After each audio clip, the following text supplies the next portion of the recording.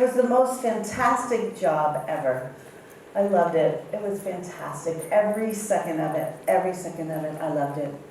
I did stair falls. I hung off the side of buildings. I danced naked on top of that Williamsburg Bridge. Okay, I was in a nude bodysuit. I was right about there. And I wasn't scared. I loved it. 310 feet up. Here's a close-up.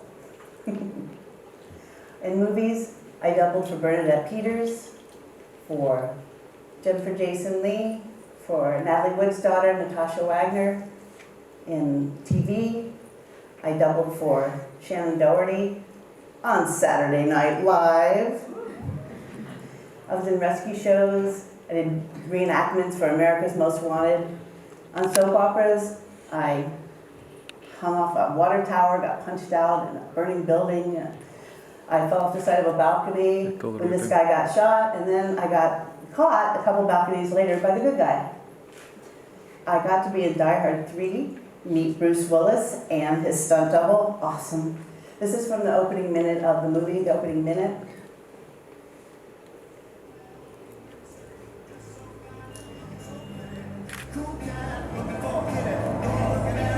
Right here, after this part, all these people are stunt people. I'm on them.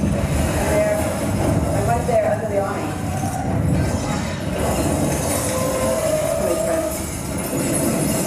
We spent 2 days rehearsing this. I love working with stunt people. Waiting for the next shot is never boring because they always have awesome stories. And if I was better at gymnastics, I probably would have stayed with it, but I had more focus on acting and writing. I'm glad. So you've probably seen something, we've all seen something and thought, oh, I wish I could do that. Or maybe I could do that. But well, you have an idea. You have a dream that you'd like to do, or maybe start a business, or get in shape and run a marathon. And you think, I have to do it later. I don't have time now. Besides, it takes so much time and money. It would take money. I don't even know where to start. And the motivation is gone. Well, entrepreneurs, this is where they're at, right? It's pretty much the definition of an entrepreneur. They act on their impulses. They have an idea, they make it happen. Theater directors, they start with a bare stage and a script. They come up with a concept. They hire designers and actors and carpenters, and they build this whole production out of literally nothing but an idea and the knowledge that they can do it. I was in theater my whole life, and then I moved to New York after graduate school when I was 26. And I lived in my New York apartment and did classes and bartended for Broadway shows and tried to get paid acting work and did a lot of free acting work. And I played softball in Central Park with the Broadway Show League. I was a normal actor, right? And then I read an article in a magazine about 5 women in traditionally male-dominated jobs, and one of them was a stunt woman. And they had a picture of her falling out of a building on fire because her specialty was fire stunts. And I thought, wow, that's so amazing. I put it up on my bulletin board. I just love that article. And I thought, that would be so cool to get a part with some lines and then get blown away. Like yanked out of the picture, like literally blown through the back of a glass panel. It'd be awesome, I could do that. And then I'd be an actress doing that where other actresses couldn't do that. I needed more information. So I decided to call the lady from the magazine article. So I looked her up in the New York phone book, and let me stop right here and explain what a phone book is. It's a very large, thick paperback. So I called her, I found her, she's in LA, we had a really great talk, and she told me she just had twins and she's not doing a stunt thing anymore, so we talked, I told her my background, and when I told her I was 5'1", she said, that's a good thing. And she told me how they did the fire stunts, a lot of things, and then she said, gave me a name of somebody to call and said to tell him that she told me to call. Great, right? You just call up a stunt person and tell them you want to do stunts. No. Every stunt I was on, every set I was on, I had people coming up to me telling me they wanted to do stunt work. Anyone that's tried to get into movies or stunts knows it's not that easy. But let's stop and think. Let's just stop right here. What made me take decisive action in the direction of this idea? Okay. I'm just a person trying to do the performing thing. Performing things interest me. Everything this woman told me sounded like it could be something I could do. And so that's it. I called the stunt person, the stunt coordinator person, and we had a really great talk. And I told him about myself, he asked me questions, I asked him questions, and then he said, send me my picture and resume, and I did, and he said, keep in touch. Okay, I did. I called him a lot. We talked a lot, and this is back when long distance was charged by the minute, so it was really expensive. But it was great because stunt guys always have great stories. It was wonderful talking to him. I called him a lot. He didn't have anything yet, but keep checking. Okay, I wasn't worrying about my budget, and let me just stop right here. Why didn't I let this worry about my budget? Why didn't I let this stop me? Because it seemed like the thing I needed to do to get in the door. It seemed like the thing I needed to do. Get to know him, have him get to know me. You know, it was like a job interview. And it's okay, I got this. It's like with my agent. Call me. Keep calling, keep checking in. And eventually there was always a job interview. There was always an audition. And that's what entrepreneurs do. Now, you'd think my dream was going down the drain, and it was very sad, because he called me in to meet with him on the set in New York, in Central Park. I'm on the set of a major motion picture, ready to meet with somebody about work in a film, and he says, I have work for you next week, one day. Well, I had just gotten work filming something for Price Waterhouse, an industrial called Alice in Auditland. It was going to be the entire week. And I looked at him and said, I can't do it. I can't believe it. My friends couldn't believe it either, but I have to pay the rent. So he called me, it's okay, about a week later, a man called me at 5 in the morning and said, if you can get down here in 15 minutes to 14th Street, we'll have a day's worth of stunt work for you. I brushed my teeth, put on jeans, and got in a cab, and I got there. He said if you could be there sooner than 15 minutes, we'd have 2 days worth. I got there. That man was Danny Aiello, and he's the son of Danny Aiello, the actor.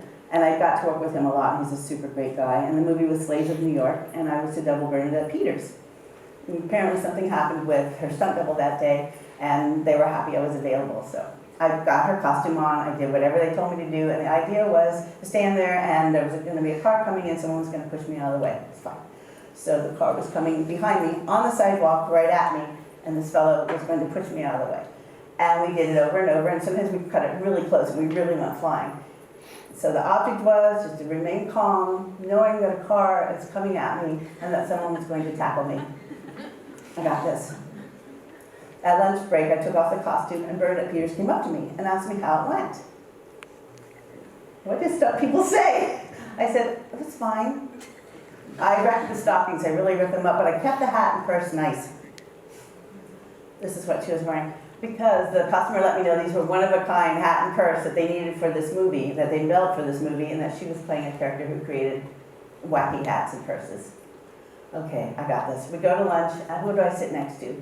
The director of the movie. That was James Ivory, who directed Room with a View and Remains of the Day, and he just won an Academy Award for writing Call Me By Your Name. So it was a pretty great day. And then after that, people did call me. I did get the second day of work. And so the object was just hit your mark, work well with others, act natural, and don't get hurt. I got this. And don't show your face. Oh, the exact opposite of acting. Every time I did a scene, my mother could never find me. So in the corner behind that guy in the background is a little old lady, and that's me.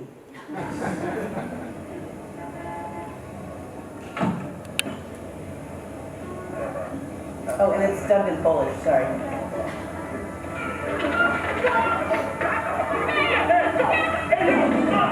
Stoi, policja! That's me.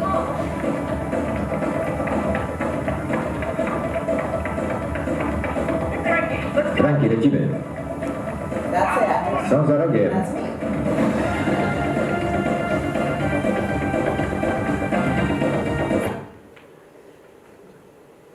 So happiness is not a destination, it's a journey. My object is to always have a dream. I figure if you always have a dream, you enjoy the journey. What if you don't get the dream? You change it. Because the secret of life is enjoying the passage of time. I was an actress in New York and LA. I know a lot of actors, and some of them are famous. But the majority of actors are happy with what they're doing because they enjoy the ride. They keep changing their goals. Life isn't just about goals, because as you go on, you'll see that your goals will change. But what if you get the gold medal at the Olympics? What happens after that? This is your plan and what reality is. Entrepreneurs love this. They like to show how difficult it is to get to your reality. And if you get stuck, the thing to do is to make a list of everything that you have skills for and interest in, and then you put them on individual flashcards on the desk, and you change them around to different combinations, and you'll see that you actually have interest in things you never even thought you'd be interested in. You follow your interests. I was very fortunate to do stunt work. I loved it. I loved working and meeting really amazing stunt people. I love being in movies and on Saturday Night Live. And because of that, I tell you, when I hit things that are really hard to do, I stick with it. I take it as far as I can take it, because I know it could turn out to be really great. What I do now is I paint murals, and I am a scenic artist, and I'm still writing. Don't be afraid to change your dream. Sometimes you just change your dream, and when you put those different interests that you have on the table, you see something else you're interested in. So you have your idea, you visualize it as being very possible in your life. You put it on your bulletin board, you hold it in your mind, you let it attract other ideas, and then begin to take action, step by step, daily, weekly. Happiness is not tomorrow, it's now. So take action now. Do the things now that you think that you could do to start to begin to be successful. Above all, go confidently in the direction and enjoy the ride.